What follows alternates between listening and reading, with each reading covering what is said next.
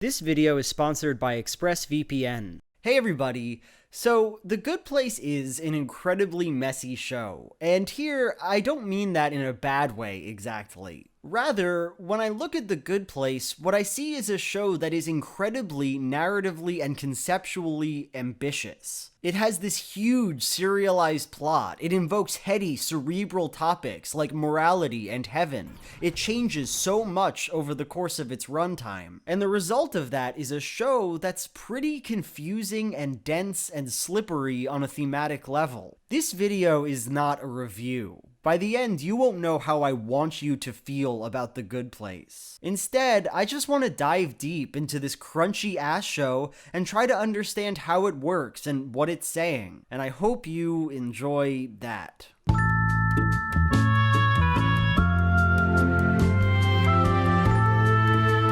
Part 1. The Beginning. So, my favorite scene in The Good Place happens right toward the beginning of the show. Pretty soon after Chidi and Eleanor find themselves dead and in what they think is paradise, the good place, Chidi says this to explain to Eleanor why he knows she's not a good person. In this place, everyone is better than you. It has been proven by an infallible formula. Now, even though this is a total throwaway line, I find it endlessly fascinating, because clearly, Chidi doesn't really feel this way, not even in the moment he's saying it. Chidi is extremely invested in the moral philosophy that people come up with. He wants to work on his thesis. His big thing is teaching Eleanor ethics. Who died and left Aristotle in charge of ethics? Plato. And yet, here, he seems to be throwing all that away. It has been proven by an infallible formula. He just said that the good place, the point system it uses, and presumably the consequences of that system, works through an objective, infallible morality. When your time on Earth has ended, we calculate the total value of your life using our perfectly accurate measuring system. Only the people with the very highest scores, the true cream of the crop, get to come here, to the good place. And if he really believed that, then why would he ever talk about Kant or Plato or any of those bros? If he wanted to learn about ethics, why wouldn't he just look at the big list of cosmic rules rather than at his own silly mind? Why would he ever feel morally conflicted ever again? I think the reason why I love this scene so much is that it brings to mind an ethical dilemma that Chidi has to face, one that's never explicitly talked about in the show. Because there are really only two things he can believe about this situation, and neither of them are pretty. The first option, option A, is that he can think the good place represents objective morality. What they say is what is right. But if he thinks that, he has to accept a whole lot of what might seem like nonsense to him. Why is it objectively moral that only the cream of the crop should go to the good place, while other people, like Eleanor, should suffer in the bad one? I can only play you a brief audio clip of what is happening there right now. Okay.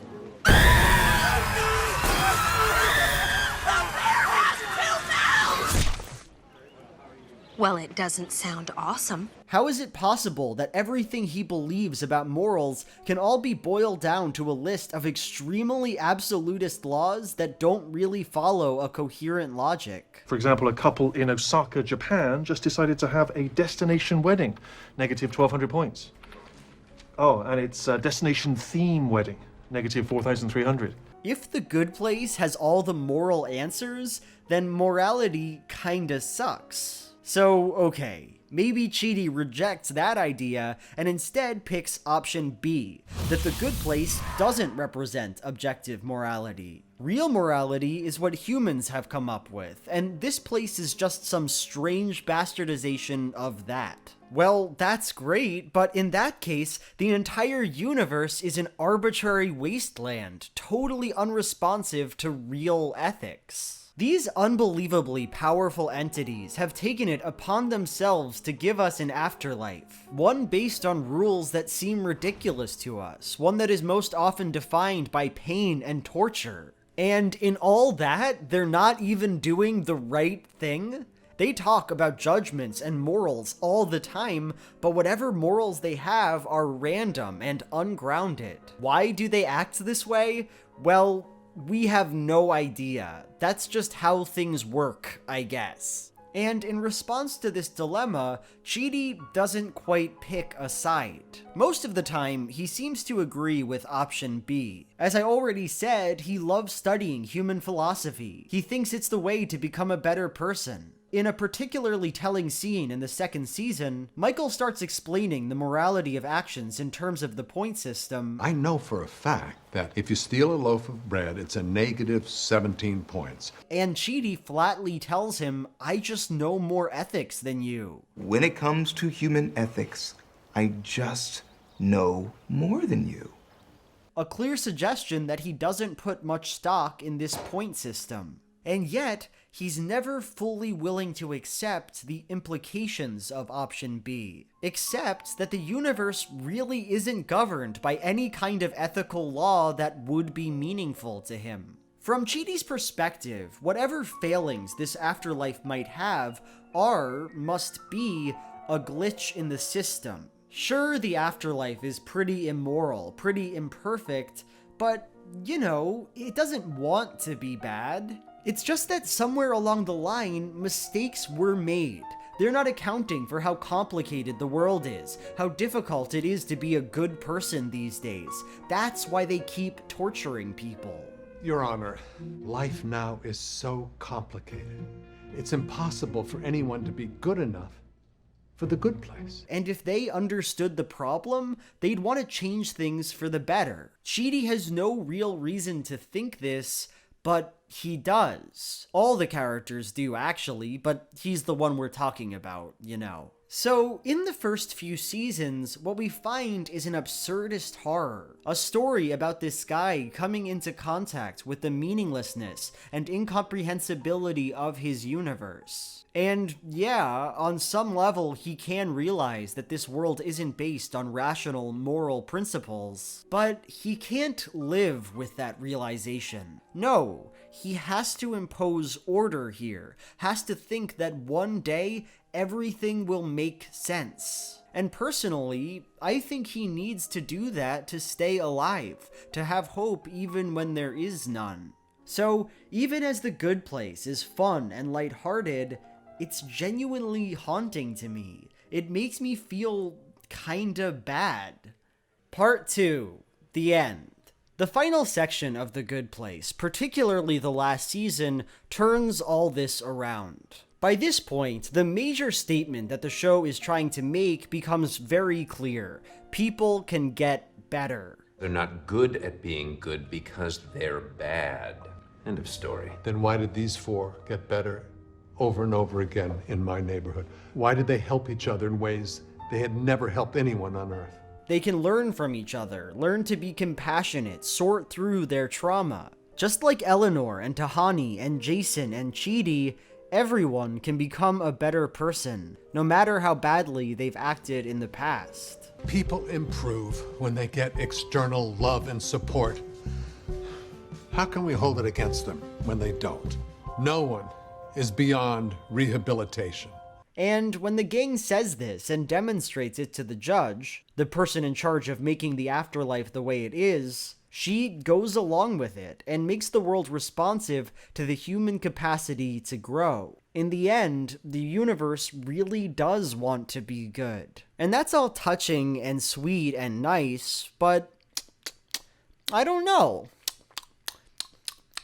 It doesn't quite wash the bitter taste out of my mouth that I got from the first season. Does that joke work? Does that scan that I have a bitter taste that's not getting washed out? First of all, I find the argument here completely unsatisfying. The case has two steps. Premise, people can get better. Conclusion, therefore the afterlife should help them get better and not torture them. But is that really the best we can do? Does it get at the crux of why torturing people is wrong? I don't think so. From my perspective at least, it seems like the reason these cosmic deities shouldn't torture people is pretty similar to the reason that you shouldn't torture people. because torturing is wrong on the face of it. It's bad, actually, to cause needless, eternal suffering to someone else, particularly because there's no benefit at all to that suffering. Chidi actually mentions this briefly in one of the last episodes. The problem with the afterlife is not only that it's cruel, but that it's final. But it's clearly not the argument he lands on, or what the show builds to.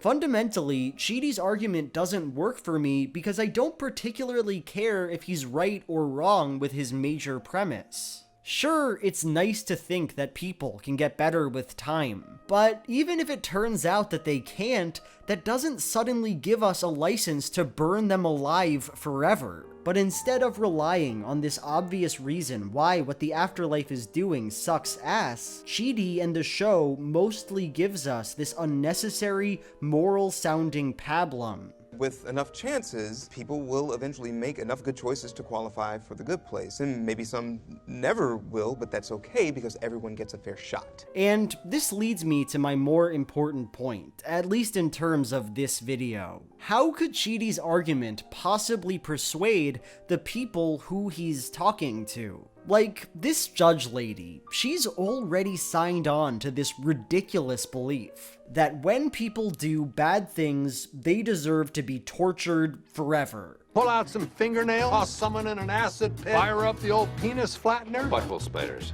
Huh? There is no reasonable justification for that belief, no ethical system we could come up with that would lead to that conclusion. But nonetheless, that's what she thinks. And given that, I don't quite buy that Chidi's argument would convince her of anything. Alright, she might respond, people maybe get better after they die, but when did that suddenly become a thing I care about? I know people change, they do it all the time on Earth, but that fact has never convinced me to not torture them in the past. For the last billion Jeremy Bearamys, I have been the cruelest entity in the universe, far worse than any of the people I punish. And the agony I cause, the tears and pain of the people I torture, hasn't yet swayed me to stop torturing. So why on earth would some vapid claim about the human capacity to grow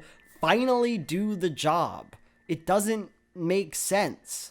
And in the end, I'm not speaking as the judge anymore, now I'm just Henry. And in the end, none of these deities really do change their minds in a way that really counts. The way the plot resolves has nothing to do with any kind of moral claim. While the judge realizes that the afterlife doesn't work anymore, that doesn't cause her to, want to make it better. She's more than willing to murder every single person in existence before everyone agrees on a solution, and she's like, fine, let's just do that. In terms of how we handle this moving forward, obviously, Earth is canceled. All humans on Earth and in the afterlife will be extinguished, and we will start the entire human race over from scratch. The head demon, Sean, caves for unrelated reasons, because he's bored of the status quo or something. You corkscrew your first eyeball and you're like, man, I can't believe they're paying me to do this.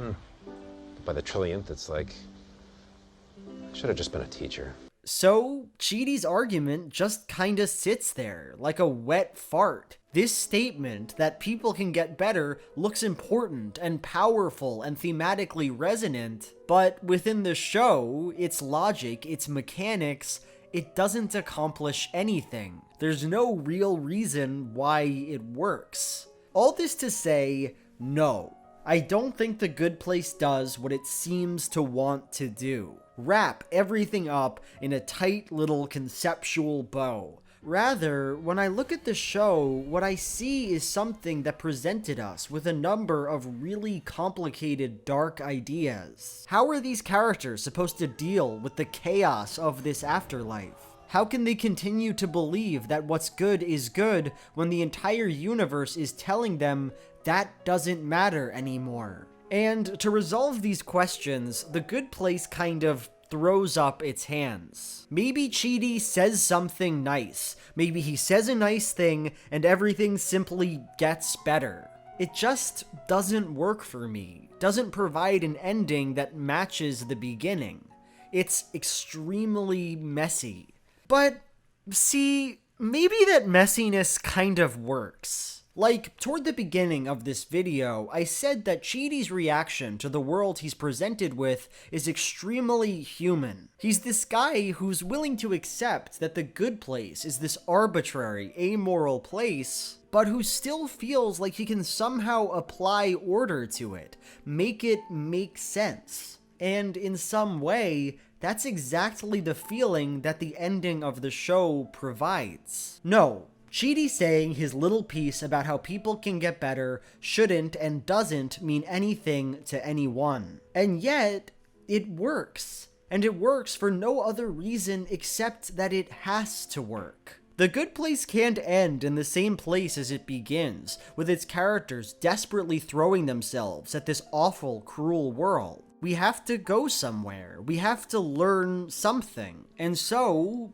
it does what Chidi does. It looks at the awful universe it's constructed and says, look, I know this place is absurd. I know it doesn't seem to care very much about reason or logic or morals. But what if it suddenly did? Or at least, what if we pretended that it did? If the illusion of meaning is all we can get, then I guess that has to be enough. So that's the end of the video, and now it's time for my Patreon question and all that stuff, but first, a word from our sponsors. Do you ever find yourself wanting to watch an anime, but you've watched all the animes that are available and now you're just sitting in your own filth and despair because you don't know how to watch some more animes? If you're laying in your bed right now weeping because what I said rings true, then I think it's time for you to sign up for ExpressVPN. ExpressVPN allows you to access the internets of other countries. It was shockingly easy to use and set up and fast, and it lets you watch anime and Netflix that may not be available in your country. For instance, I watched Princess Kaguya on Netflix even though it's only available in Europe, and it slapped. It was so good. Plus, you can get ExpressVPN for free for 3 months by clicking the link in the description. Let's do it! Woo! Good video! That's what you're probably saying right now. And if you are, consider liking, commenting, subscribing, giving me money on Patreon if you want to, following my Twitch, etc. And now it's time for my Patreon question of the video. Lena asks, is there an instrument you play? If not, which would you like to learn? La